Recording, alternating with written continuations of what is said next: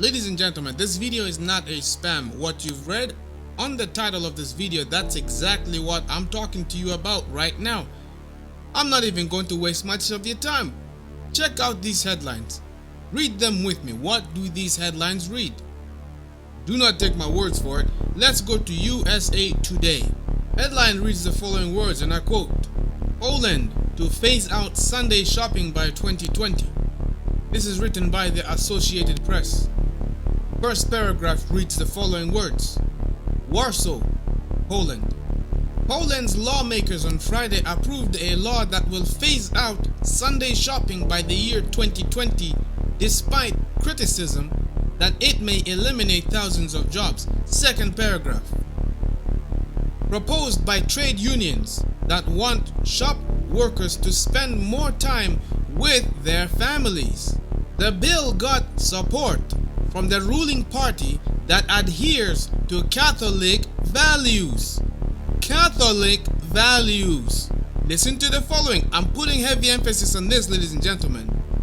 Once again, the bill got support from the ruling party that adheres. In other words, they stick to Catholic values. They are the majority. They are the ones behind the trade union movements. You see, many people were saying that I am speaking some far-fetched stuff, or the few people who are saying that a national Sunday law is coming and that it's coming at an aggressive pace. We've said that it's going to come and take place. Many people are laughing and saying, oh, that will never happen. But guess what? The proof is right in front of your eyes. Now what more do you want?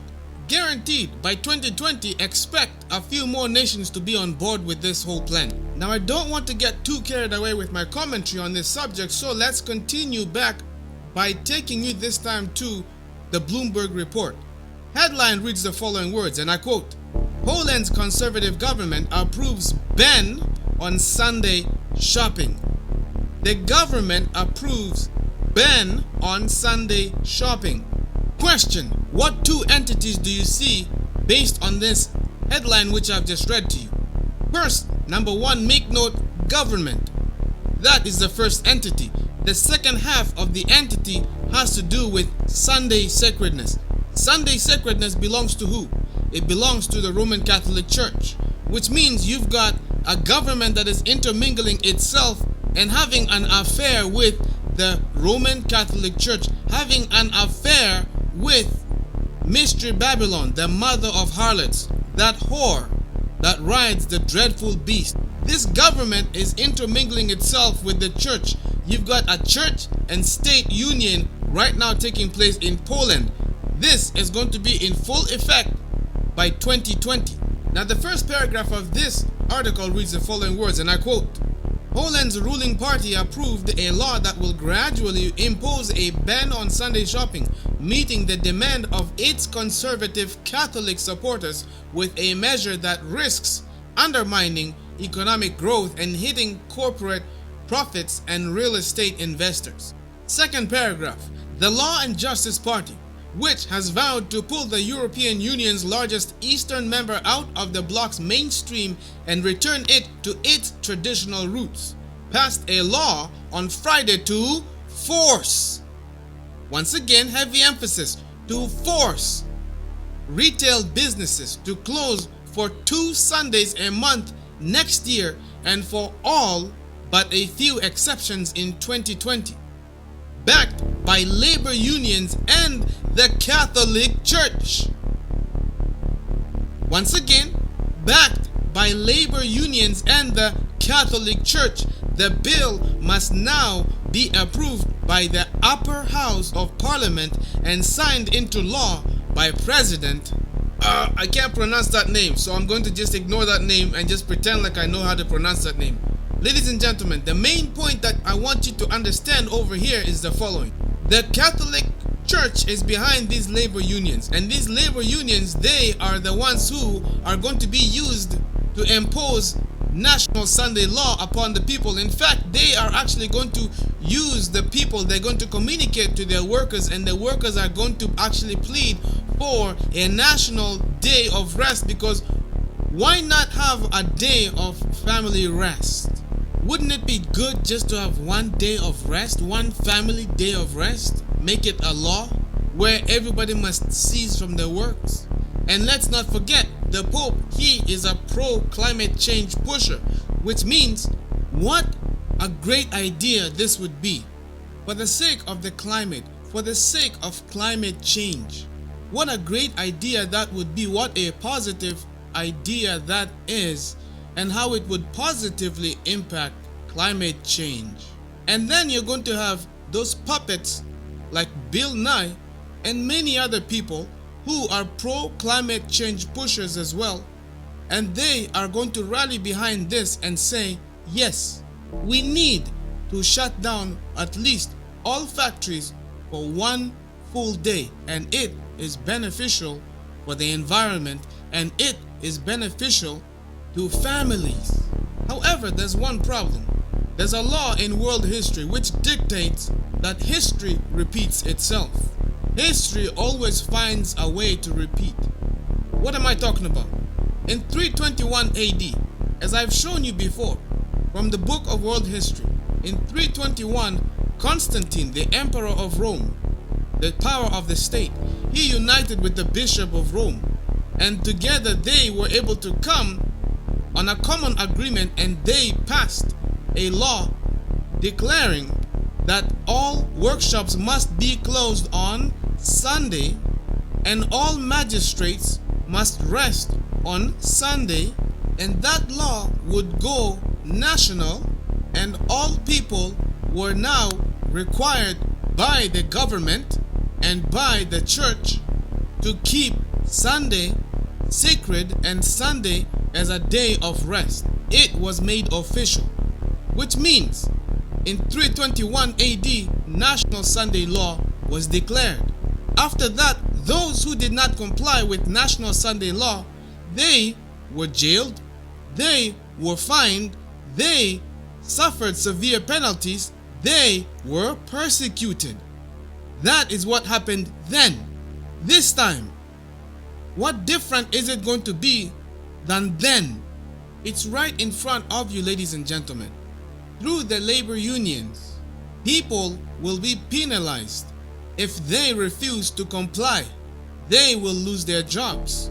You see, it's quite simple. When the Bible says you will not be able to buy nor sell, if you are a business owner, you will not be allowed to run your business. And if you are a consumer, as long as you choose not to comply with the law of the state, you will not be allowed to buy anything. And I'll do one better for you to make it simple. Because the Catholic Church and the state is going to go through the labor unions, you will not be able to have a job as long as you do not comply with the law of the state. This is going to spread all over the world. And before you know it, the influence of Catholicism upon the governments of the world is going to become manifested right before your eyes, and you are going to know that truly this is prophetic. As we go to ABC News, headline, Poland to phase out Sunday shopping by 2020. I'm just showing you this now. Again, proposed by trade unions that want shop and trade workers to spend more time with their families. The bill got support from the ruling party that adheres again to Catholic values. This should tell you how powerful Catholicism is. And once again, it starts out nice with good intentions. Let's start with the family day of rest. Then they're probably going to move to, let's do it for the sake of the environment. It's good for climate change. And then after that, you know what? Immorality is rampant. We need God to be at the center of our economic world order. We need to have a one system of religion in which all religions, all people of different color and race can come together under the same roof and worship the same God, because it doesn't matter what God you believe in, we all came from the same one God. And before you know it, it's going to now become where, okay, now we need to force everybody to worship on the same day. Comply with it or else face the consequences. And before you know it, you have accepted the mark of the beast and you have now fallen for the trap, otherwise known as Satan's snare. Now don't get me wrong, the microchips are coming, and I do not recommend taking them. Do not take the microchips. However, make no mistake about it, that literal device is not the mark of the beast. The reason is because the mark of the beast is the exact opposite, or it is the counterfeit of the seal of God. The mark of the beast is about worship, just like the seal of God is about worship. The microchip is a device that will confiscate your freedom, it will confiscate your privacy, and basically it is you putting your faith in humanity and not to God. In my previous video, in which I spoke of the end of Protestantism, you see, ever since Protestantism has been declared to be finished, now the weight of power and influence is being shifted over to the papacy. And now through the papacy, National Sunday Law is much closer than we think. The hour to the mark of the beast is closer than we think. Once again, I'm going to say it as I've mentioned in my previous video. Whether you like it or you don't like it, National Sunday Law is coming. The mark of the beast is coming. And you, if you are not prepared, you are going to fall for the devil's snare. Turn back now and turn to true worship and seek the Lord your God. Worship him that made heaven and earth, the sea and the fountains of waters. Seek him on his holy day. Keep his commandments. That is the conclusion that the angels were coming to, as I've read to you in the previous video. Once again, if you are watching this video without watching my other video, the link is in the description box, and also I'm going to pin the link in the comment section.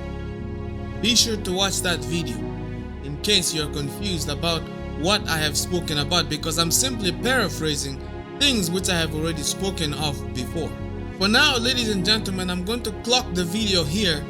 I highly recommend going back to that other video which I've made, my previous video. It will clarify a lot of things. That's all I will say at this point. Ladies and gentlemen, if this is your first time tuning in, be sure to subscribe to this channel. Turn your notifications on so that when I upload a video, you will be able to receive the notifications and you will be able to watch it and not miss. Because I know that with the changes that are coming here with YouTube, it's very difficult. Some people are even getting unsubscribed and they are unaware that they are being unsubscribed from my channel or other people's channels. So we need to work together as a team. And also, feel free to share this video with your friends and loved ones, because you never know who you're going to reach.